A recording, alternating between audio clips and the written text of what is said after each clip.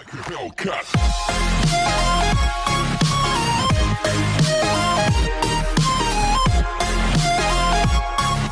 Commissioner, sabi ko sa kanya, I want to see a reshuffle of the different regional offices within the next 2 or 3 days. That goes for the NBI, pati PhilHealth. Yung mga tao na ayaw tanggalin, bigay mo yung pangalan nila. I will send them a memorandum. I will ask them to report to me dito sa Malacanang. Total, pagkatapos tayo, wala naman ang gamit.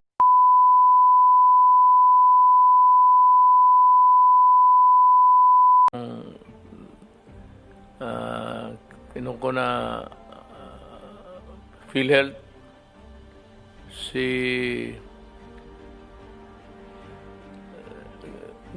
Giran. He was the retired director of the NBI. Si Giran, he is a lawyer and an accountant. So, palagay ko, sabi ko sa kanya, the next 2 years will be devoted to fight against corruption. Maghanap kayo ng makakulong natin para may maiwan tayo sa kulungan ng mga, sabi ko, I'll give you just like the NBI and customs. I called Jagger, si Guerrero dito, Commissioner, sabi ko sa kanya, I want to see a reshuffle of the different regional offices within the next 2 or 3 days. That goes for the NBI, pati PhilHealth. Yung mga tao na ayaw tanggalin, bigay mo yung pangalan nila. I will send them a memorandum. I will ask them to report to me dito sa Malacanang. Total, pagkatapos tayo, wala naman ang gamit nito. I will ask them to do a research on how not to serve the government properly. That should be yung thesis na. How not to serve the government properly. You study on that, and yung lahat ng regional vice president, tanggalin ninyo, whether performing at par or in parity with the other good ones. If they are there for so long a time, the element of familiarity always enters the picture. Yan ang mahirap dyan. Kung matagal na, tanggalin na. Yung ayaw magtanggal, ayaw magpatanggal, mag-report kayo dito sa opisina. And anyway, the Secretary of Justice is winding up his investigation. I think that he has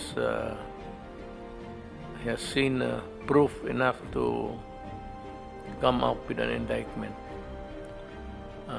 I hope that this sad episode in our national life, in our journey towards nation building, will be somehow corrected. Wala na bang ibang magsalita?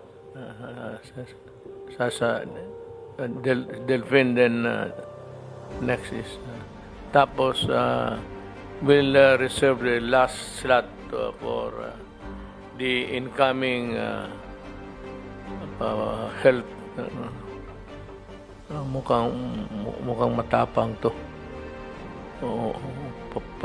Ang hairline hati na lang. Mahusay na to. Will be studious. Senyor Giran, your time. What will you do with the corrupt officials of PhilHealth? Good evening, sir.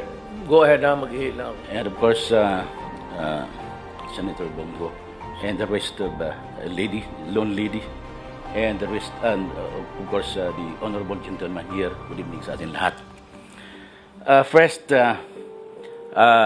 I've been hearing about, or rather, I've been listening about hearings conducted by the two chambers in Congress, Senate, and the House of Representatives. I was really aghast about the sorry state of PhilHealth. Corruption here and there. The investigation is not yet over, but Senate has indicated that they will render a report next week, and there will be cases filed. The NBA is also investigating it. They know the gargantuan task of doing the job of the leader of PhilHealth, but I don't know why they pursue with it. As a matter of fact, I did not apply for the position because I know it's a very tough job. But you know, as just like a good soldier, just like General Galvez and for Secretary of National Defense, I'm also a good soldier. I'm one who would not back out from a mission. And this is a mission. I know it's a huge mission. And I am consoled by the fact that this early there have been supports coming in. First, the gentleman here, he was telling me he will act as a consultant pro bono. And then there is Senator Bongo who told me that he will support me. Sabi niya, Dante Tol, gusto ko ibalik ang pera ng taong bayan sa kanila. At pag may naimbestigahan ka dyan, at saka may mga loko-loko dyan, putulin mo yung kamay nila. Gano'n silit ang NBI? Di po, si Senator Bongo po, sir. So, and I have a lot of text messages here supporting me for the position, for the assigned task. And all I have to do is to restore the trust and confidence of our people to PhilHealth. Restoring the trust and confidence of our people to PhilHealth is equivalent to restoring the trust and confidence to our government, to the governance. And Senator Bongo was telling me, I have to strike a balance between improving the PhilHealth services to our people and addressing the perennial issues of deeply rooted corruption in the PhilHealth. And for this, sir, Mr. President, I would say for another, thank you very much for giving me the privilege to serve our people. This is a privilege that is not given, that is not offered to everybody. And this is an honor for me, not only for me, but the name of my parents already. Tante, And kinuha kita, I called the three of you. Yung NBI na papalit sa iyo, pati si Jagger. Si Jagger kasi, total pag-usapan lang naman din. There were times that he relied more on people that were already old hands there. Napasok siya sa bulsa. Sinabi ko sa kanya straight, drug is still flowing inside the country sa customs. Sabi ko, gusto ko sana sabihin kanina na, di ba naghingi may siya ng baril? Sabi ko, approve the purchase of firearms and until now, wala ka napatay na isa. So, sabi ko sa kanya, shape up. It is when you are new, you are a babe in the forest, and you begin to rely on people with whisper that, sir, tutulungan ka namin dito. And when they gain your confidence, you become to rely on what they say until you believe that they are doing the right thing. Kaya sabi ko sa kanya, Ritso, ang droga pumapasok pa rin. Gusto ko pumatay ka dyan ng total bakapan kita, hindi ka makulong. Basta droga, barilit, patayin mo. Yan ang usapan eh. Bagay, ikaw wala ka na.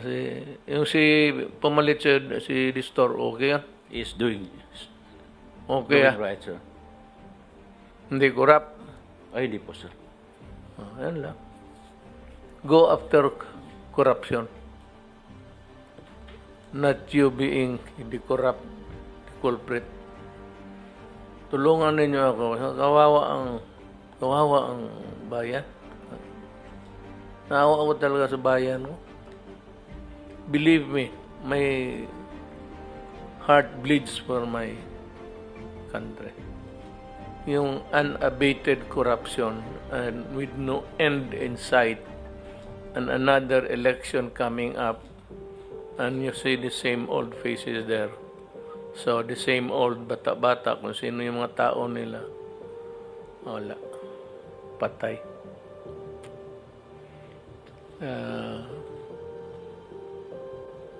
Sabi ko nga yung revolutionary government,